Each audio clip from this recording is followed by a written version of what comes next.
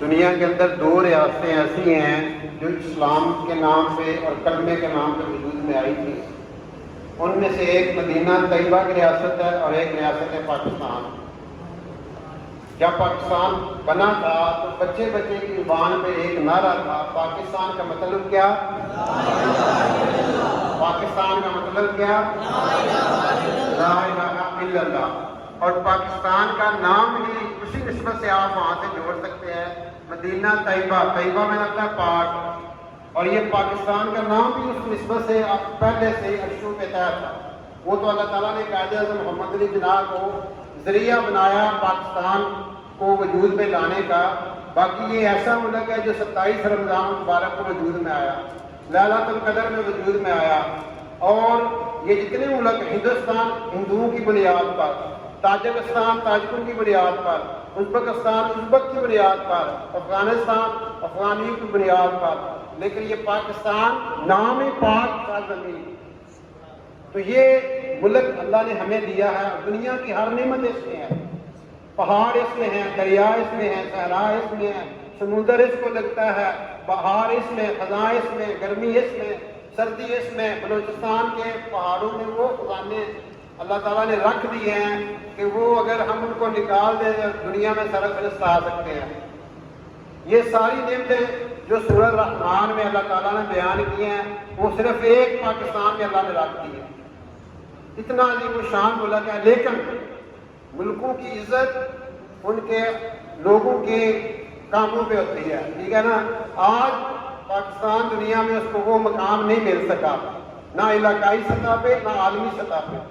عزت ذلت اللہ کے ہاتھ میں ہوتی ہے، لیکن اللہ تعالیٰ نے ایک نظام بنایا ہوا ہے. کچھ کام کرنے سے آپ کو عزت ملتی ہے، کچھ کام کرنے سے ذلت ملتی ہے. آج بھی پاکستانی قوم اگر 4 کام کر لے تو آج بھی اللہ کو دنیا میں عزت دے سکتا ہے. اور یہ الفاظ میرے نہیں ہیں، ہمارے نبی علیہ السلام کے ہیں. آپ نے فرمایا 4 کام جو بندہ بھی کر لے، جو قوم بھی کر لے، اللہ اسے ذلتوں سے بلندیوں کی طرف لے جائے گی، پستیوں سے عروج کی طرف لے جائے گی.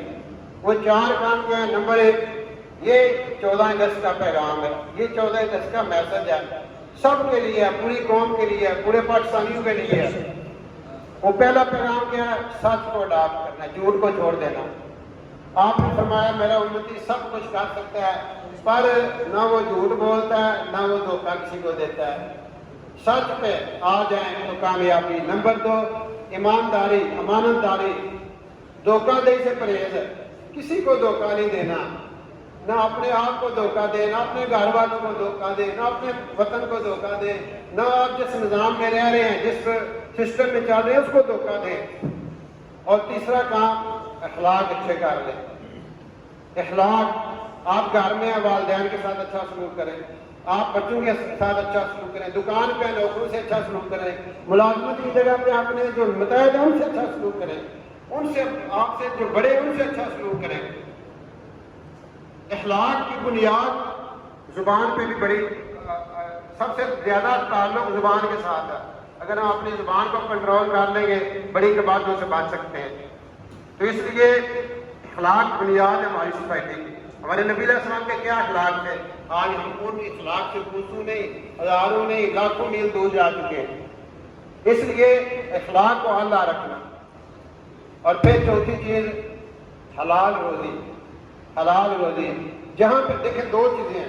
ایک ہے دیکھیں شراب ہے، ڈرگز ہے، افیم ہے، ہیروئن ہے، شیشہ ہے، ان کے کاروبار تو ویسے ہی حرام ہے. اس کی مثال آپ پیشاب سے سمجھ لیں، وہ ویسے ہی پاک نہیں ہو سکتا.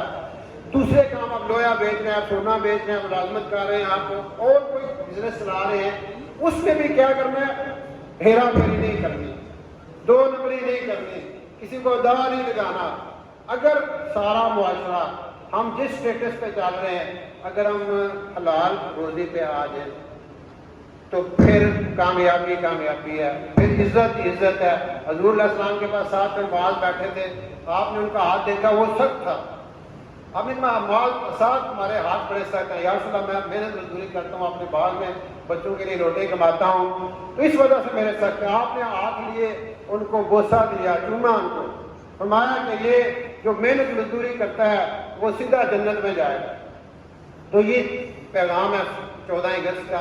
14 اگست کو منانا یہ نہیں ہے کہ آپ آتش بازی کریں, آپ گانا بجانا کریں, آپ لاکھوں کروڑوں کے وہ گلوکاروں کو بلا کے ان سے گانے گوائیں. یہ تو کافروں کا طریقہ ہے. وہ بدر میں جو کافر آئے تھے نا مکہ کی طرف, مکہ سے آئے تھے لڑنے کے لیے, ان کے پاس ان کے ساتھ گانے بجانے والی ہے. ہمیں تو مسلمانوں کو پیغام کیا دیا گیا کہ فسبح بحمد ربک واستغفر. مکہ فتح ہو رہا ہے اور آپ کو پیغام دیا جا رہا ہے کہ آپ نے کیسے فتح مکہ کا جشن منانا ہے, اللہ کی تعریف کر کے, اللہ کی حمد کر کے, استغفار کر کے. آج ہم کیا کر رہے ہیں, ہم الٹی چال چل رہے ہیں. یہ عروج کی طرف چیزیں لے کے جانے والی نہیں. یاد رکھیں, جو قوم میوزک پہ آ جاتی ہے, موسیقی پہ آ جاتی ہے, اقبال ہمارا قومی شاعر ہے, وہ ہمیں بتا گیا ہے. میں تجھ کو بتاتا ہوں تقدیر امم کیا ہے, شمشیر و سنام اول طاؤس و رباب آتا. آج طاؤس و رباب پہلے آ گیا ہوا, ساری قوم گانے بجا کے وطن کی آزادی کا جشن منا رہی ہے. یہ غلط ہے. یہ عروج کی طرف چیزیں نہیں لے کے آتی, یہ زوال کی طرف لے کے آتی. اس لیے 14 اگست کا میسج یہ ہے کہ ہم سچ پہ آئیں, امانت داری پہ آئیں, دھوکے سے پرہیز کریں. یہ اسلام کی بنیاد پہ 6 لاکھ انسانوں کا, پاکستان کی بنیاد میں 6 لاکھ انسانوں کا خون ہے. یہ صدا سارے چمن میں اٹھی, وہ سحر ہوئی, میرے گھر سے دھواں اٹھا تو مجھے اس کی خبر ہوئی. ہمیں کیا پتا کہ اس وطن کی بنیادوں میں کتنے خون, کتنی عزتیں قربان ہوئی ہیں, کتنے لاکھوں لوگوں کو تیگ کر دیا گیا. آپ پڑھیں اپنے وطن کی داستان, محمد بن قاسم نصیر آزادی کا ایک ناول ہے, اس کو پڑھیں, آپ کو پتہ چلے گا پاکستان کیسے بنا تھا. اس پب جی کی دنیا سے نکلیں, اس سوشل میڈیا کے لشکارے سے نکل کے اصل کو دیکھیں کہ ہم کیا ہیں, ہمارا اصل کیا ہے اور ہم نے جانا کدھر ہے. اور اگر ہم انہی رنگ رلی میں لگے رہیں گے پھر زوال ہمارا مقدر مرہ لکھے گا. یہ قوم زوال کا شکار ہو چکی ہے. مرے کو مارے شاہ مدار, ہم مر چکے ہیں. یہ مری ہوئی قوموں کے کام ہوتے ہیں. اس لیے 14 اگست کا پیغام یہ ہے, اللہ تعالیٰ ہمیں اس کی سمجھ دے. اور آج کا دن ہم سارے یہاں جتنے موجود ہیں یہ عزم کریں کہ ہم آج کے بعد کبھی جھوٹ نہیں بولیں, کسی کو دھوکہ نہیں دیں گے, اپنا کام ایمانداری سے کریں. تو نیت کرتے ہیں نا سارے, انشاءاللہ اللہ عمل کرنے کی.